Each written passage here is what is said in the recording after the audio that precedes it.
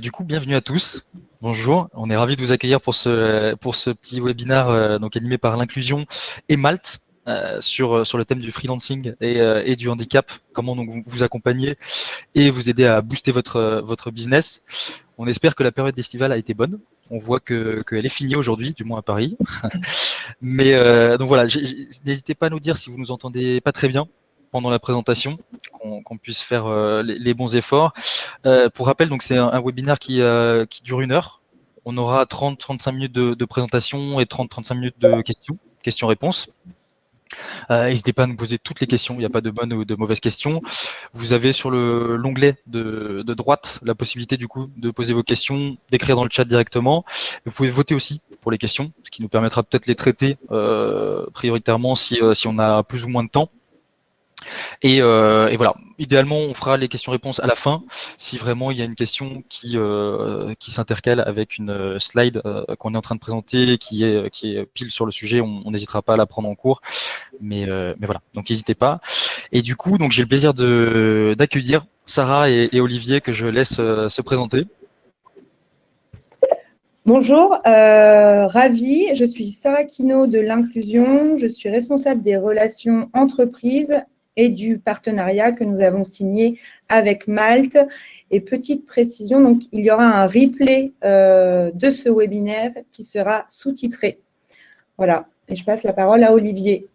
Bonjour à toutes et à tous, je suis Olivier Arnaud-Blanchard, directeur général de l'Inclusion. J'ai été à l'initiative avec d'autres de la création de ce partenariat à Malte qui est extrêmement prometteur et intéressant. Et du coup, pour ma part, Alban, donc je travaille chez Malte, je suis en charge du partenariat, mais côté Malte et l'Inclusion. Et puis sinon, je travaille aussi sur la partie industrie chez Malte. Donc sans plus tarder, on va passer directement à l'agenda. Donc voilà un petit peu le déroulé. Dans un premier temps, Olivier et Sarah vont vous présenter l'Inclusion. Donc qui sont-ils, d'où vient cette idée de la plateforme et comment ils travaillent aujourd'hui, qu'est-ce qu'ils proposent. On va revenir aussi sur le statut de travailleur indépendant handicapé, TIH, donc les lois, les réglementations aujourd'hui. On vous présentera le partenariat plus concrètement. Comment ça vous aide, pourquoi on l'a créé, pour répondre aussi à vos questions là-dessus. Et puis, dans un dernier temps, Olivier et Sarah reviendront sur comment eux peuvent vous accompagner aujourd'hui, comment l'inclusion vous accompagne dans vos démarches sur cette partie-là. Et puis, donc, dans un dernier temps, comme on le disait, les questions et réponses. Et je laisse la parole à Sarah. Olivier. Merci Alban. Olivier, pardon. Que je repasse juste sur la... Voilà, donc rebonjour. On va commencer par vous présenter notre plateforme et qui on est chez l'Inclusion. Donc on peut passer à la slide suivante. L'Inclusion, en quelques chiffres et en un mot d'histoire, a été fondée en 2016 suite à la loi Macron, parce qu'en fait, c'est grâce à la loi Macron que les travailleurs indépendants handicapés ont été reconnus dans la loi et cette reconnaissance leur permet de faire bénéficier à leurs clients d'incitations financières qui prennent la forme d'une réduction de leur contribution handicap au même titre que des entreprises adaptées ou des ESAT. Donc, c'est vraiment à partir de cette année 2016 que les entreprises se sont mises à rechercher des travailleurs indépendants handicapés. Quelques mots sur l'inclusion. L'inclusion, c'était avant tout une plateforme de travailleurs indépendants handicapés et puis nous sommes élargis aux entreprises adaptées et aux ESAT sur la demande d'entreprises, de TIH et de notre écosystème au sens large. Donc, nous avons aujourd'hui plus de 2300 travailleurs indépendants handicapés, entreprises adaptées ou ESAT sur notre plateforme, dont plus de 475, donc presque 500 travailleurs indépendants handicapés, avec un bon rythme d'inscription à environ 3 par semaine. L'inclusion, c'est un siège à Paris, mais des collaborateurs dans de plus en plus de villes de France, à commencer par les grandes métropoles, Lyon, Lille et Marseille, avec d'autres ouvertures à venir, notamment à Toulouse, Nantes et Montpellier. On va passer à la slide suivante. L'inclusion, donc c'est certes la première plateforme de mise en relation de la sous-traitance handicap de par le nombre de partenaires, de prestataires inscrits.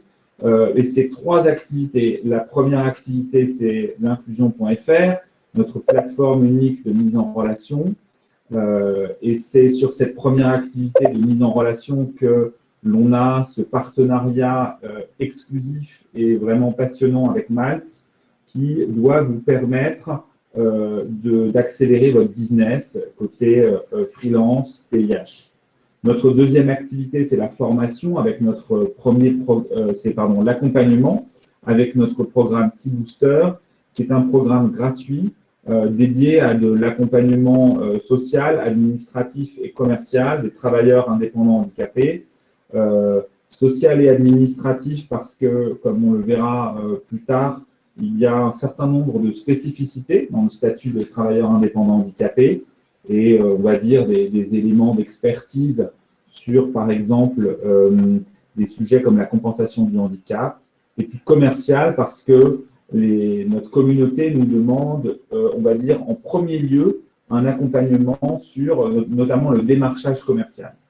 Troisième activité, la formation avec notre programme T-Learning, qui est donc un ensemble de modules de formation gratuits en ligne, vraiment à la croisée du handicap et de l'entrepreneuriat, et qui est vraiment un programme un peu pionnier et que l'on va poursuivre en 2022 avec une saison 2.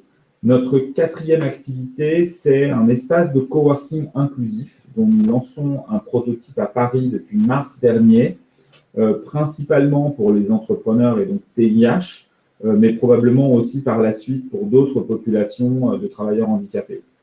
Donc voilà nos 4 activités aujourd'hui. On va passer à la slide suivante que je vais passer à Sarah. Merci Olivier. Donc, qui sont les travailleurs ou freelance indépendants handicapés de l'inclusion? Donc, sur notre plateforme, on en compte actuellement 475, qui fait de nous donc la plus grande plateforme de TIH. On a plus de 90 métiers qui sont représentés et quelques chiffres sur qui sont-ils. Donc, pour 75% d'entre eux, ils ont Bac+2 et plus. Et comme les tendances du freelancing, on retrouve 60% de notre base qui réside dans les grandes métropoles et un peu plus de 30% en Île-de-France. Si on s'intéresse maintenant au domaine d'expertise des TIH de l'inclusion, on les retrouve pour 25% d'entre eux dans tout ce qui va être communication, IT et numérique. Donc, c'est la part qui croît le plus rapidement. On a des photographes, des graphistes, des développeurs, des webmasters. On va également en retrouver donc 30% dans tout ce qui va être fonction support avec des comptables, des consultants RH. On a une communauté également de traducteurs et après des métiers du type agent administratif ou agent de services généraux. Tout naturellement, on a également des experts dans tout ce qui va être sujet handicap, RSE et inclusion. On a à peu près 12% de notre base en consultant en politique handicap, coordinateur d'action de sensibilisation. Puis ensuite vient les experts. Là, on va être sur un niveau de Bac+5 à Bac+8 avec des architectes, des urbanistes, des experts comptables, des conférenciers. Et enfin, un secteur qui reprend en 2021, tout ce qui va être service B2B, B2C, service aux entreprises avec des traiteurs, des VTC, des coachs en développement personnel, mais également tout ce qui va être bien-être en entreprise avec des masseurs et des sophrologues. Alors maintenant, si on s'intéresse au statut de TIH, donc de travailleur indépendant handicapé ou freelance en situation de handicap, petit rappel sur que dit la loi. Donc déjà, la loi dit que pour les entreprises de plus de 20 salariés, 6% de l'effectif doivent être représentés par des travailleurs handicapés. Quand les entreprises ne remplissent pas cette obligation d'emploi par l'emploi direct, elles payent ce qu'on appelle une contribution handicap ou ce que certains appellent une taxe handicap. Et ça représente entre 4 et 6 KE par ETP manquant, ETP qui signifie donc équivalent temps plein. Un des moyens qu'ont les entreprises pour faire baisser cette contribution handicap, c'est d'avoir recours à ce qu'on appelle la sous-traitance handicap, dont font partie les TIH, les EA et les ESAT. Et quand elles contractualisent une mission avec l'un de ces établissements, elles peuvent faire baisser leur contribution handicap de 50 à 75%. Donc, le statut de travailleur indépendant, comment il s'acquiert? L'élément important, c'est qu'il s'acquiert déjà automatiquement. Vous n'avez aucune démarche administrative à effectuer. Il est la combinaison de deux statuts, donc le statut d'indépendant, qui peut être une micro-entreprise, une SARL, une SAS ou une société de portage. Nous, on remarque que notre base est composée majoritairement de micro-entreprises.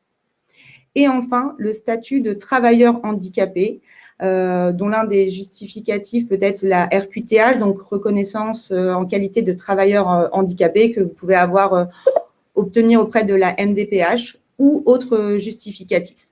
Une fois que vous avez ces deux statuts, vous êtes de facto reconnu comme travailleur indépendant handicapé.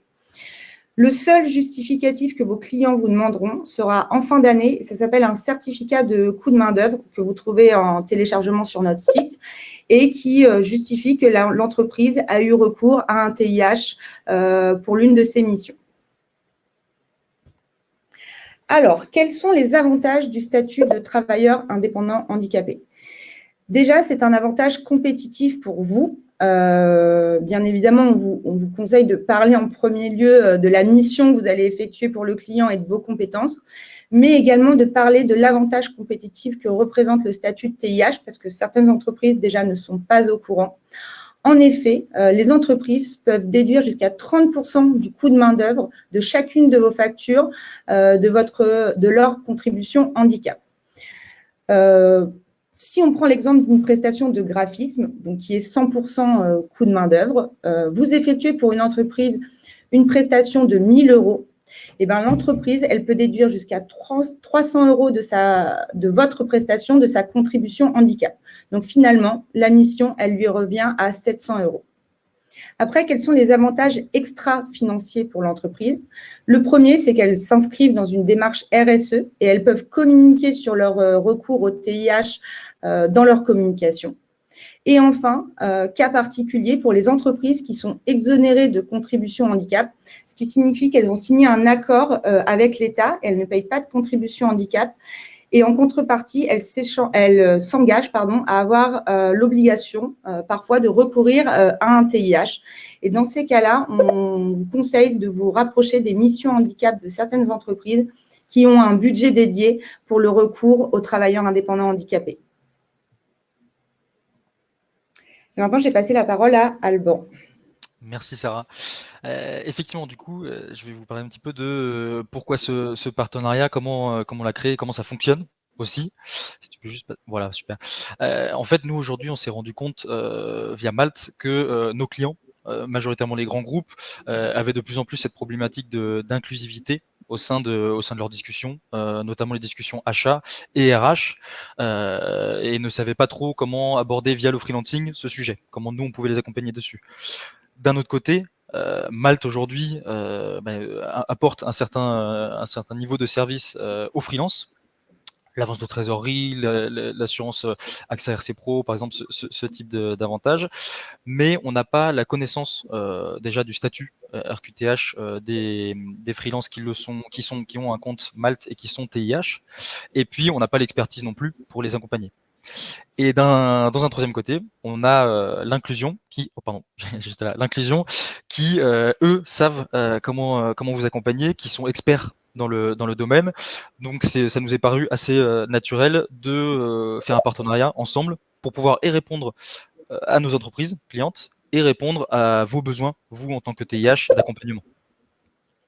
Slide suivante, s'il te plaît. Voilà. Et du coup, l'intérêt aujourd'hui, comment ça fonctionne aussi pour vous, ce partenariat? L'intérêt déjà, c'est de gagner en visibilité auprès des entreprises. Donc les entreprises qui auront signé ce partenariat, à chaque fois qu'elles vont solliciter Malte sur une recherche de freelance, on va solliciter en parallèle les freelances de l'inclusion. Donc c'est pour ça que c'est important pour vous d'avoir un double profil, et sur Malte et sur l'inclusion, pour que nous, on puisse en parallèle vous solliciter en tant que TIH via l'inclusion, puisqu'on n'a pas cette connaissance sur Malte, et bénéficier toujours de la digitalisation du process et les avantages que vous avez sur Malte, par qui la contractualisation va passer. Donc le process est assez simple.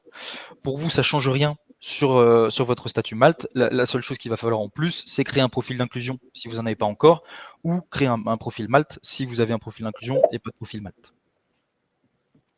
Slide suivante, s'il te plaît, Sarah. Et voilà, aujourd'hui, donc ça, c'est les 7 entreprises, majoritairement grands comptes, qui ont signé ce partenariat. C'est des entreprises qui, du coup, nous sollicitent, et à chaque besoin, on va solliciter les freelances TIH, qui pourraient être intéressés ou qui pourraient matcher avec ces missions. Il faut aussi noter que c'est quelque chose qu'on apprécie aussi dans ce partenariat, c'est que la raison financière n'est pas la première dans la signature de ces partenariats pour les entreprises. Si je prends l'exemple de Total, par exemple, eux ont des accords entreprises pour le handicap, ne sont pas obligés de solliciter des freelances TIH et le font vraiment par problématique d'inclusion, par souhait de dynamiser un petit peu leur RSE. Et je laisse la parole, à Olivier. Merci beaucoup, Alban. Donc maintenant, la question qu'on va aborder, c'est un peu comment l'inclusion peut vous accompagner dans vos démarches. Alors, j'entends qu'il faut que je parle fort, donc je vais parler plus fort. Donc un des sujets principaux dans ces accompagnements, c'est un sujet de compensation du handicap. Et donc, dans ce domaine-là, il existe deux grandes familles de deux types de compensation du handicap. D'une part, les aides pour la vie professionnelle, qui sont principalement opérées par l'AGEFIP, et d'autre part, les aides dans la vie quotidienne, qui, elles, sont octroyées par les MDPH, ou la MDPH. Donc, on va commencer par les aides à la vie professionnelle. Donc ça, là, c'est vraiment l'AGEFIP qui est à la fois l'instructeur en général, mais aussi le financeur, puisque l'AGEFIP a pour mission de favoriser l'emploi des personnes handicapées. Donc, il y a plusieurs types d'aides ou de compensation pour la vie professionnelle. Il y en a trois, on va dire qu'il y en a trois familles. La première, c'est les adaptations des situations de travail, et notamment le poste de travail. Donc là, si on prend un exemple, on va avoir par exemple le fait d'avoir un bureau ajustable en hauteur pour les personnes à mobilité réduite, ou le fait d'avoir accès à un écran ou des dispositifs visuels, des agrandisseurs d'écran pour les personnes malvoyantes. La deuxième famille, ce sont les aides humaines ou techniques, comme l'intervention d'un tiers, par exemple, pour réaliser certains gestes professionnels. Là, nous, on est particulièrement attentifs à toutes les, on va dire, on travaille particulièrement sur des dispositifs qui s'appellent la reconnaissance de lourdeur du handicap et qui permettent, par exemple, aux aveugles, mais aussi à d'autres types de handicaps sensoriels, comme les sourds, malentendants, de disposer en fait d'une aide financière qui doit les aider à financer de l'aide humaine pour compenser le handicap. Pour donner un exemple, on va dire peut-être facile et très simple et concret, quand vous êtes aveugle, produire des documents visuels comme une plaquette commerciale avec PowerPoint ou d'autres outils, c'est particulièrement compliqué. Et donc, si vous ne pouvez pas financer une aide humaine pour le faire, eh ben, voilà, vous êtes un peu bloqué. Donc, c'est à ça que sert cette aide humaine. Et c'est une aide, alors bon, il y a aussi des aides techniques, mais on ne va pas rentrer dans le détail complet de tout ce qui existe à tous les égards. Ensuite, en termes de… Donc, le troisième type de compensation professionnelle, c'est l'aide au déplacement, comme l'adaptation d'un véhicule si vous utilisez votre propre véhicule, ou le fait de financer des prestations de transport comme le taxi ou des VTC, par exemple. Ensuite, maintenant, la deuxième grande famille d'aides, ce sont les aides pour la vie quotidienne. Et là, c'est la maison départementale des personnes handicapées qui peut notamment vous permettre d'avoir accès à des aides de type service d'aide à domicile, aménagement du logement, l'aide de transport ou l'aménagement du véhicule dans le contexte privé. Et puis, il y a aussi d'autres dispositifs. On ne va pas rentrer ici en détail sur tous les dispositifs, mais en tout cas, voilà, chez l'inclusion, on a une forme d'expérience pour mobiliser ces aides, même si on est encore jeune. Donc, voilà, on n'est pas encore des experts avec 20 ans de recul sur tous ces sujets. On va passer à la slide suivante, merci. Donc, spécifiquement, pour que vous compreniez, l'inclusion vous accompagne dans vos démarches de 4 manières différentes. La première, c'est grâce à notre programme T-Booster, qui est donc un programme d'accompagnement. Le deuxième, c'est par nos modules de formation de T-Learning qui sont accessibles gratuitement sur notre chaîne YouTube et qui sont entièrement sous-titrés avec des capsules dans la langue des signes française.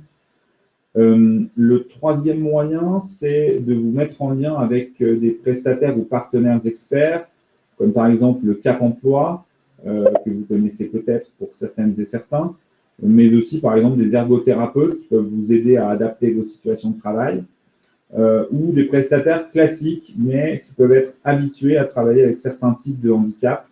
Je pense notamment à des… vous avez des prestataires type traducteurs ou interprètes en langue des signes pour les populations de sourds et malentendants, mais également, par exemple, des comptables qui sont habitués à travailler avec des personnes aveugles, parce que travailler avec une personne aveugle sur un tableau Excel, c'est particulier, et quand on a l'habitude de le faire, c'est beaucoup plus simple et plus efficace. Et puis enfin, la quatrième manière de vous accompagner dans vos démarches, c'est notre blog sur l'inclusion.fr et notre plateforme. Et je fais juste un petit rappel à cet égard. L'inscription sur l'inclusion, de même que sur Malte, est gratuite. Sur l'inclusion.fr, votre profil n'est pas visible. Et ça, c'est parce qu'on a voulu maintenir la confidentialité de la situation de handicap de notre communauté. Voilà, donc ça veut dire que si vous ne faites pas apparaître votre situation de handicap sur votre profil Malte, ce n'est pas par l'inclusion que les gens pourront savoir que vous êtes TIH. Voilà, nous maintenons la confidentialité. On va passer à la slide suivante. Nous avons également des partenaires. Et donc, dans notre écosystème, il y a en premier lieu un partenaire qui s'appelle HUP Entrepreneur, qui est une association d'intérêt général, qui est une sorte d'incubateur militant, et qui a 3 activités. La première, c'est des programmes d'accompagnement qui sont opérés par des bénévoles ou des mécènes de compétences, avec, on va dire, par exemple, un programme qui est particulier à cette période, qui s'appelle Rebond TIH et qui est dédié à l'accompagnement d'entrepreneurs qui ont besoin d'accompagnement dans leur rebond entrepreneurial quand ils ont eu des problématiques économiques suite à la crise économique. Leur deuxième activité, c'est une activité de rayonnement avec notamment les trophées HUP Entrepreneurs qui ont lieu au mois de novembre de chaque année et qui sont une occasion particulièrement intéressante de faire rayonner tous les entrepreneurs et notamment quelques entrepreneurs qui seront lauréats ou nominés au trophée HUP Entrepreneur. Et puis, troisième et dernière activité chez HUP Entrepreneur, c'est l'activité de plaidoyer, qui est une activité, qui est par exemple l'activité qui a permis la reconnaissance des travailleurs indépendants handicapés dans la loi, puisque c'est HUP Entrepreneur qui, il y a 6 ans, a fait du plaidoyer auprès du cabinet Macron pour obtenir cette reconnaissance des travailleurs indépendants handicapés. Voilà. Et on va pouvoir passer à la suite et arriver à la séquence de questions-réponses.